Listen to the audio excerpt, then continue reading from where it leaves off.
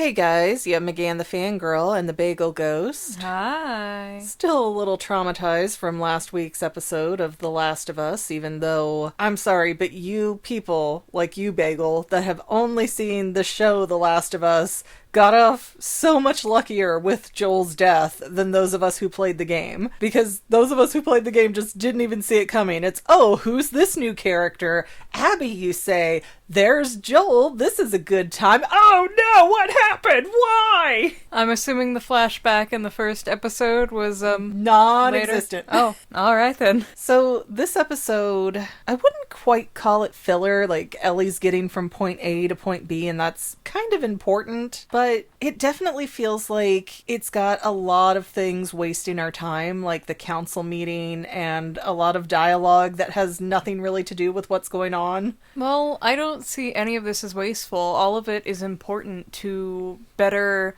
It's flavor. It's to build up the steps of why Ellie needs to go by herself with the town bicycle. Did you just call Dina the town bicycle? Yes. Yes, I did. Okay, let's actually talk about this episode in order so that people following along can follow along. So we start off this episode deciding to double down on the trauma by having Tommy come in and clean up Joel's dead body. And if that wasn't sad enough to watch, if you weren't catching on to what was happening somehow, Tommy looks at the body and goes, "Give Sarah my love," and immediately... I don't know what it is about that family, but I felt nothing at their deaths. Really? Not even Joel's? I mean, Joel, it was a bit of a surprise, but also, like, you kind of saw it coming. At least in the show. Well, yeah, they do start off the season 2 with Abby going, "I want revenge." So you kind of know not to trust her. And also, on a humanity term basis, imagine how many more people there would have been in the world if Joel wasn't around.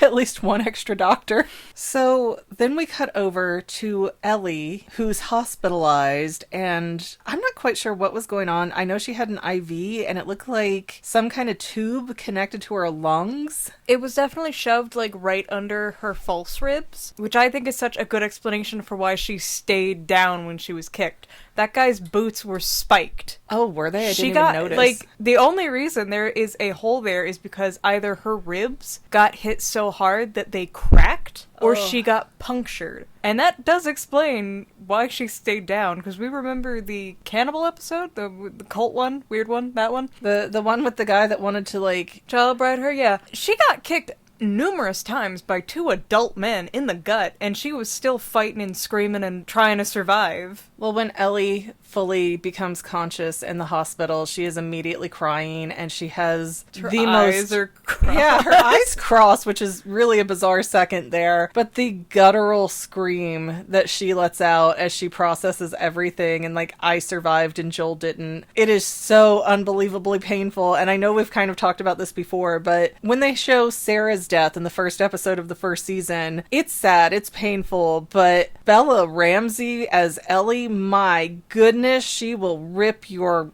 heart out through your eye sockets. She is owning that scene and milking it. I actively felt more about Ellie grieving than Joel dying. I mean, I guess this is sort of a cinema trick too, that they can manipulate how you feel about things, because seeing people react to it can be more emotional than the act of somebody being brutalized like Joel was. And it just really depends on how they film it, how they put music to it, how they put it together in cinematography. I also feel like Joel never fully opened up to us as the audience, so we never got to emotionally connect with him the way Ellie got to within those years. Well, sure, but we kind of got to see that through Ellie. And, you know, when Ellie almost got hurt by the cannibal tribe, Joel really seemed to flip a switch and just like, no, come on, be a kid again, be a kid again. And I think we got a lot out of Joel in that episode compared to everything else. He took her to the last Toys R Us in the US. Oh, no, wait, that was like 2003 when the world shut down. There were plenty. Yeah, they were everywhere still. Although, they do not talk about it in this episode, and it's bothering me. In the last episode, that horde of zombies came specifically to Jackson because of the cordyceps in the water pipe. They have said nothing about, did they burn those out? Did they clear that out? Is that a safe thing now? I know it's been like 3 months since Ellie Ellie brought Joel's body back, so there's been time to deal with it. But with all the other fluff and stuff that we had in this episode, I wish they would have said how they dealt with it. Because if the cordyceps are a hive mind and now they know that Jackson's there, why wouldn't they just keep sending more infected in? Reasons. Yeah, I feel like this is a hand wavium and we're not going to get an answer.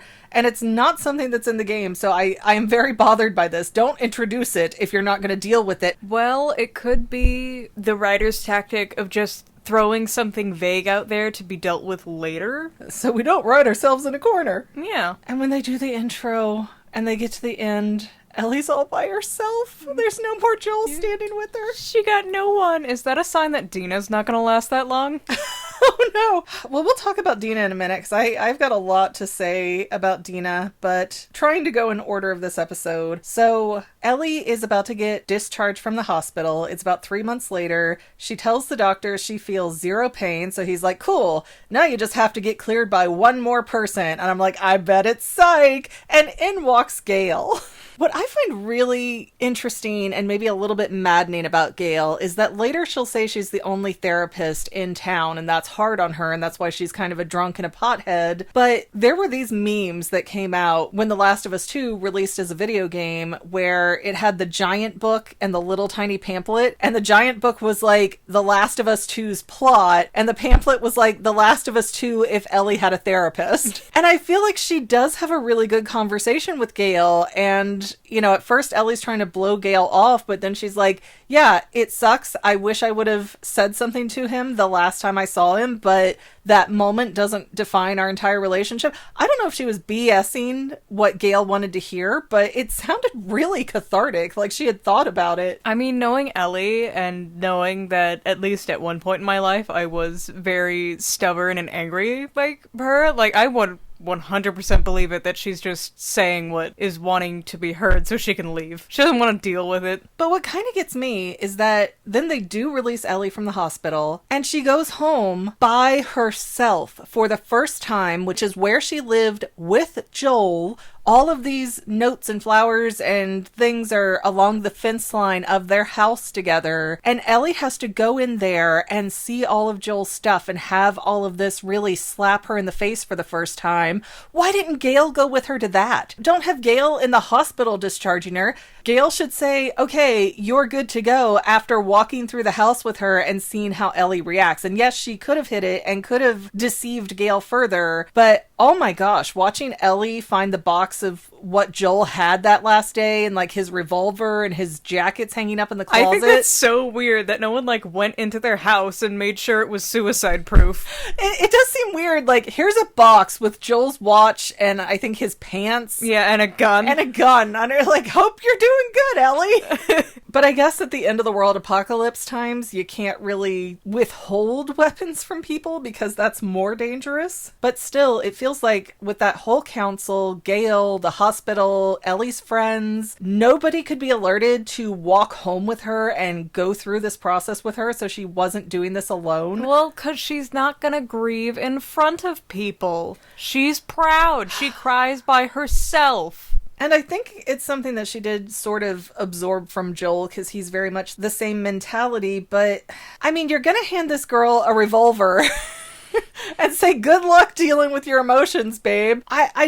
I feel like somebody should have been staying with her for a few days, and I'm amazed that it wasn't Tommy. And I'm actually disappointed that it wasn't Tommy. It's about to be a very Sam and older brother situation here. So then Dina shows up a few minutes after Ellie does get home, so that's nice. At least somebody was coming to check on her. Certainly not anybody authorized by the city that seemed to care, but whatever, that's a different issue. Not like her aunt and uncle technically aren't running the place, but whatever. And Dina has not only cookies, but info. And she's like, by the way, I didn't tell you for those 3 months you were in the hospital, but the people that attacked Joel, I got all their names, And they're part of the Washington Liberation Front, or w.l.f, W-L-F. And so we know they're going to Seattle, and we can just go there now and get them. But I feel like that's a very weird conclusion to draw, because all that does is tell you where they're from, not where they're going. There's a good sign. Well, Seattle's huge.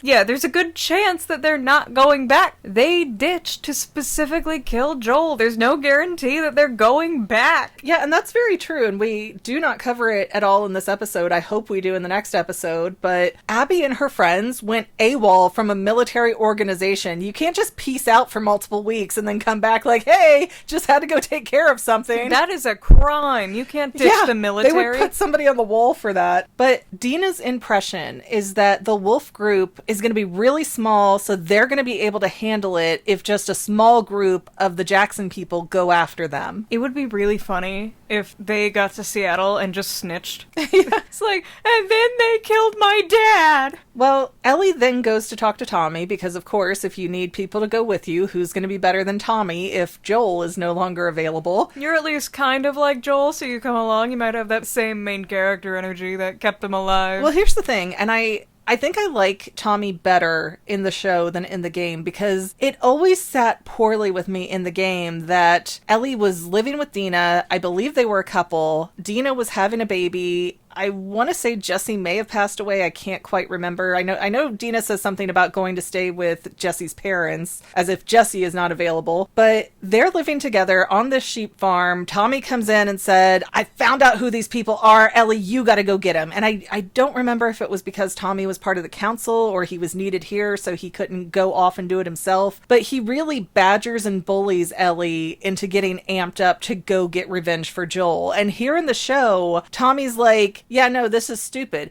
Joel would have gone halfway across the world for me if I was alive, but if I was dead, he would have just taken it as a personal failure of his own and moved on. And Tommy is very reasonable in the show, and he makes sense in the show, but it's still, it's so different to me, and I don't quite understand Dina's motivation to stir the pot with Ellie like this. I don't think she's stirring the pot more than she is trying to give closure to her friend. No, but she's saying, let's go get him. It's not just like, oh, I know who did this, and so we can figure out why, and you can get answers. Much like Abby, Ellie doesn't want answers. She wants what she will call justice. In Ellie's mind, Abby came out of the blue just to kill Joel because he was some threat. He is a threat, but like 100% threat. If she did not kill him, then he would have got back up. 2 months, you're gone. But Ellie doesn't think there's lore behind this. Ellie just thinks, oh, you were commanded to kill my dad. I'll beat you up. Well, Ellie's perspective is how we experience it in the game. We don't get this flavorful backstory that we do in the show.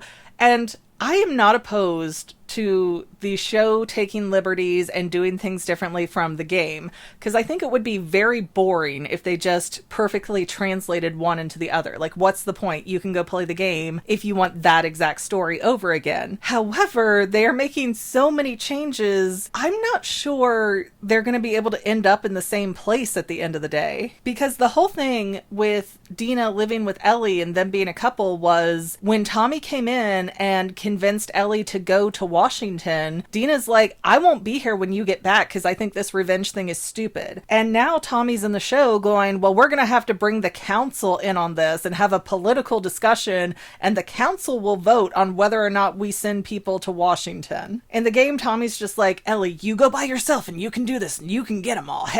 She's got that emotional Joelness in her. She can do it. Yeah. She'll level it down. Then we cut over and we get to see our first glimpse of the Seraphites, which are not named, but I find them so culturally interesting. From an anthropology standpoint, I love that they communicate with whistles because they do that in the game. And so when you're playing some other game where you have a tactical enemy, you'll hear them be like, oh, get him on the left, or I see him over there in the bushes, that kind of stuff. Here they're all whistling and you have no idea what's going on. They also all have this weird like Joker smile cut into their cheeks, and that's uncomfortable. Yes, and I know that's part of their religious belief, something to do with the prophet who died not super recently, but she's like 10 years ago. Yeah, it's enough that most of them knew who she was personally, but yeah, she's not around now. And then there's a certain whistle, and the guy looks at this little redhead girl who just wanted a hammer because hammers are their thing for some reason. Keeps them safe. I don't remember the exact reasoning behind the hammers. Maybe the show will get into it and I'll be like, oh yeah, that. But there's a whistle, and they grab the redheaded girl and be like, come on, we have to hide you. The war is coming, kind of a thing. And we cut away from them. They said wolves were coming. Yeah, they said the wolves. She was like, are they demons? It's wolves. So it's the Washington Liberation Front. It's Abby's people. Ew. So now we cut back. We're at the Jackson Council meeting, and what they want are 16 people to go after the people who killed Joel and to execute those people. Justice. And nobody really seems to be on Ellie's side of this, except for the homophobe Seth from the first episode of season 2, who was like, ew, you people kissing in a church, that's gross. You know, for Seth having bigotry being already established, he's quite the cool guy. He really does turn it around in a way I was not expecting, because he gets up and he has that like angry boomer mentality of, you don't let people kill your brother and then leave your door unlocked. Grow the F up. Like, okay, yeah, let's go do this, Seth. I kind of want to think that he's not actively homophobic. I think it's just something ingrained in his brain from culture. Well, he said time. He was drunk. There are happy drunks and there are angry drunks, and then there are crybaby drunks. So it's very possible that he's kind of a crybaby angry drunk, and he's just like, I don't have anybody, so how dare women pair off with each other instead of me? You know, Joel can get the young girls, but I can't. Whoa, those are his daughters. He collects them like Pokemon cards. But the council votes, and it's 3 yes, 8 no. Motion does not carry. Ellie cannot go get her justice. And then we have what might be the weirdest scene in this episode, because we see Gail the therapist. She's sitting there watching a Little League baseball game, drinking one beer after another. It seems like she's just chaining these things. I think it's a great thing that sports are still being actively partaked in for the... Participated in? Yeah, participated in for the youth. It's a great way to show them how to hit. I guess that's true of all things that are going to be useful. A baseball bat's going to help you a lot more in this world than a basketball or more a football. Than soccer. Well, but then Tommy comes and sits down next to Gail, and they have this weird back and forth where Gail's like, Ellie's a liar. And Tommy's like, well, there's a difference between somebody who lies and somebody who's a liar. And Gail's like, yeah, I know. She's a liar. Like, I don't care what you think. I know what I'm talking about. And Tommy's worried about Ellie, that she's going to go off and be like Joel and Rampage. And Gail has this bit about, oh, nature versus nurture. It's who she is if she's that kind of a person. And again, it seems like this is a frivolous scene. And I love the actress playing Gail. I love her in this role. I love seeing her more. But this scene doesn't really feel like it fits. It feels like they're just trying to shoehorn stuff in to say Ellie's a bad seed all on her own. And that just doesn't really seem to track with everything else. But then Ellie is back in her garage. I guess she doesn't move back into the house. Or, I don't know, maybe not enough time has passed. I'm not sure. But it's been like a day. Ellie is hoarding weapons in the garage where she sleeps. And Dina sneaks in and she's like, I know you're running off, Ellie, and here's a better plan than the one you have, and here's what you need. Get off those stupid tennis shoes and get some boots, because we're not going across country in that. And Ellie's like, but I've done it before. We're not going across country like that. And they're gonna take Shimmer, who is brought to them by Seth, who also has other people on Ellie's side, even though none of them are going to go with them. And they are basically being helped by Seth to sneak out of town with supplies and Shimmer the horse. And Seth even trades guns with Ellie. And I will agree, if Ellie's rifle is like the public school rifle, Seth has definitely got the private school rifle. Like, his looks big and huge and shiny. It makes sense that Dina would have a horse named Shimmer. Well, it's not her horse, it's Jackson's horse. But I was a little put off that Seth wanted to shake Ellie's hand goodbye and kind of have that bygones be bygones. And, you know, I'm not saying what Seth said at the dance on New Year's Eve was cool, because it wasn't. It was way out of line. But he said, hey, I'm drunk. I'm so sorry. I want to make this up to you. And he has stood up and had Ellie's back since then. And it felt like Ellie was still trying to hold a grudge there that didn't quite make sense. Ellie is stubborn, like Joel, so it makes sense that she's trying to hang on to a little bit of hostility just in case. Just in case. Just in case there ends up being a reason why she needs to not like him really fast. Oh, there was a reason not to trust you, boy. Well, so Dina takes off with Ellie, and this is completely different than the game. I have a feeling that this is the Coraline and Wybie situation where the book doesn't have Wybie as a character at all. Doesn't exist, not mentioned, not there. But they put Wybie in the Coraline movie because otherwise it's awkward that Coraline is walking around either quiet or talking to herself. And that's the only reason I can come up with why Dina is going with Ellie when in the game she was like, if you go do this, I will be leaving you. And may I just say, the whole time that they're traveling together, Dina has the most, like, I'm straight, but if I had to pick a girl, it'd be you vibes. Like, stringing Ellie along emotionally. It is really weird, and when they stop for the night, she's even like, haha, Ellie, rate my kiss from New Year's Eve. Like, I'm straight, but... Oh, I hate you, Dina. She does not give off great character vibes. And on their way out of town, though, Ellie stops at the graves for all the people who got killed in that Jackson raid. And she leaves coffee beans, I think, at looks Joel's like grave. coffee beans. They might have been like wooden bullets or something. I have no idea. They were definitely some kind of edible food, but I have no idea what that was about. I'm trying to remember, did Joel say something about liking coffee or can't find good coffee or anything to make this make sense? Because I'm not getting it. I don't really remember. I don't think so. It would have made more sense if she like dropped a little sheep plushie or something on it. I mean, I think that, yeah, bullet casings or something more Joel-like would have made sense to me, but I'm not putting those dots together, whatever they're supposed to be. Although, Ellie and Dina riding on Shimmer, they start having this conversation where Dina's like, tell me about the first person you killed. It'll be fun. And Ellie's like, well, I'm not telling you the first one. It's too messed up. But the second one was this kid in Kansas City that I shot in the butt. And we're there like, Brian, it's your favorite character, Bagel. It's the... no. You've brought Brian up so many times. I have, because it's so stupid. Go get my mom. I still think Kathleen was Brian's mom, because Kathleen did not care at all about the rest of the people who died. Who got killed there. Yeah.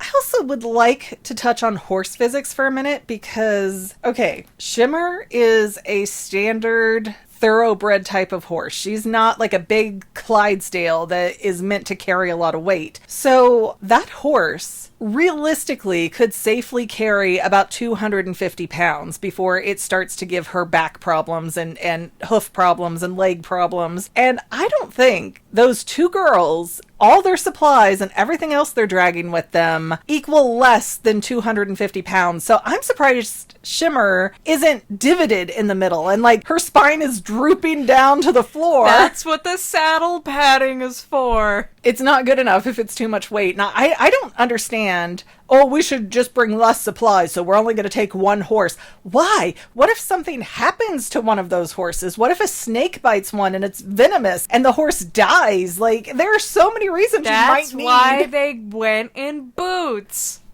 But the horses can't have boots. There's so many reasons why you might need a second horse. Hey, if you really try, you could get a horse into anything. Not like this. I don't think you know how stubborn horses can be. But straight up horse physics are not being applied here in a way that makes me angry. Because Shimmer deserves better. Show your horse-tism, girl. Yes. So besides Shimmer, having her stomach grazing the floor because she's lopsided now from having these two heavy girls on her. But Ellie and Dina get to this point where they find the Seraphites that we saw earlier with the little redheaded girl hiding, and they've all been slaughtered, and they're a color of skin, which makes it seem like they've been dead for a while. And like Dina's puking her guts out after seeing them, and we see Ellie see the redheaded little girl, which is the only reason there was a redheaded little girl, so that you can say, oh, that's that one.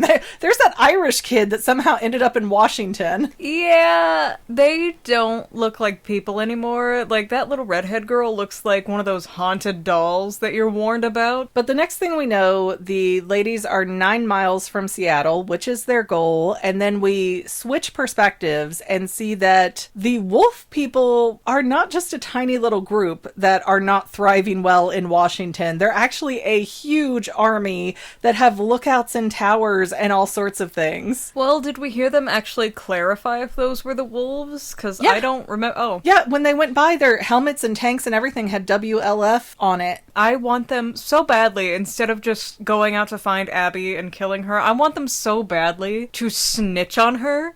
And then have their commanders kill her, be like, ha, we got you, and we didn't even have to waste a bullet to do it. The thing is, nobody in this world seems to take kindly to people who are wandering through for whatever reason. They assume everybody's a raider, everybody has bad intentions, and it's not a bad plan for keeping your people safe, but it's not a great plan for accomplishing any kind of relations, as we see the wolves do not like the Seraphites. Well, I mean, if I stumbled onto a cult group in the middle of the woods with Joker smiles, I'm not trusting them, even if they say they're friendly. And it's going to get really interesting because the Seraphites are where Abby is supposed to get her redemption through, essentially, like helping some of them. They say don't judge a book by its cover, but that's what book covers are for. They pay people a lot of money for that, yes, to get you to judge a book by its cover. I judge books by their covers. I firmly believe it. The phrase, don't judge a book by its cover, is made up by someone who made bad book covers.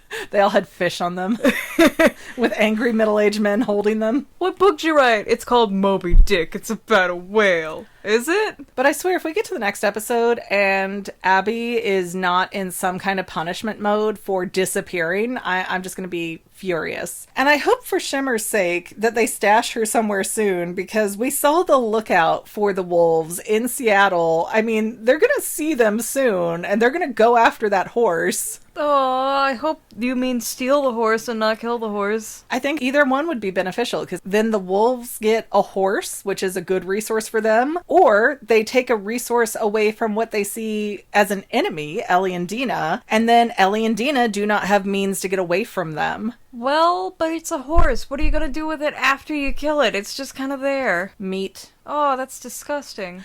It's not even, like, good. How do you know? I have a lot of redneck classmates. Ew. Anyways, we saw no infected in this episode, so again, it just has a weird vibe to this episode. Hopefully next week is going to get more into story mode and less into building up the story mode, but Do you gotta care about these people when they die? I just think there was too much time wasted on the political end of things and discussing it instead of just doing it like the game does. Well, I think most of the scenes here were at least necessary to tell you the whys of Ellie is going by herself when it's clear that many people are upset that Joel was murdered in the first place. Not that many. Apparently Ellie, Dina, Seth, and whoever is working the stable that knows Seth. Well, even the woman who protested during the meeting was like, yes, we love Joel, but we're just too scattered out right now. We can't do this right now.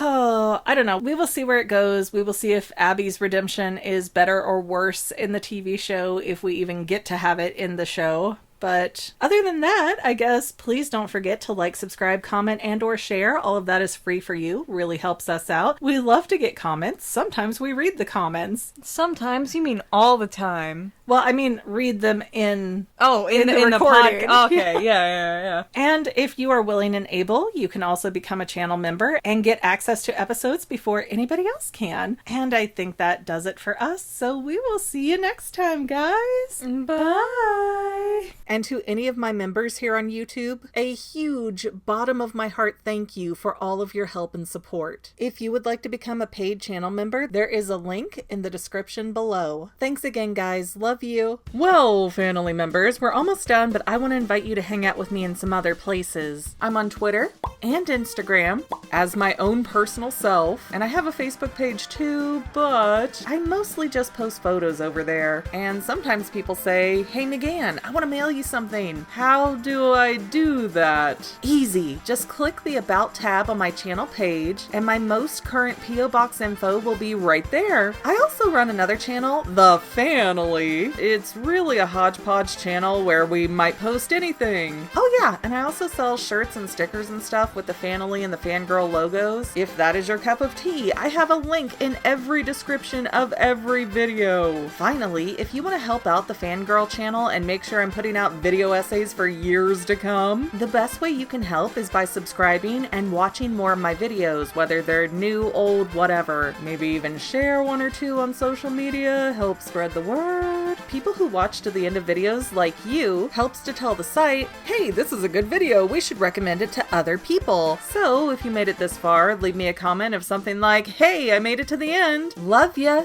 See you next time, family members. Bye.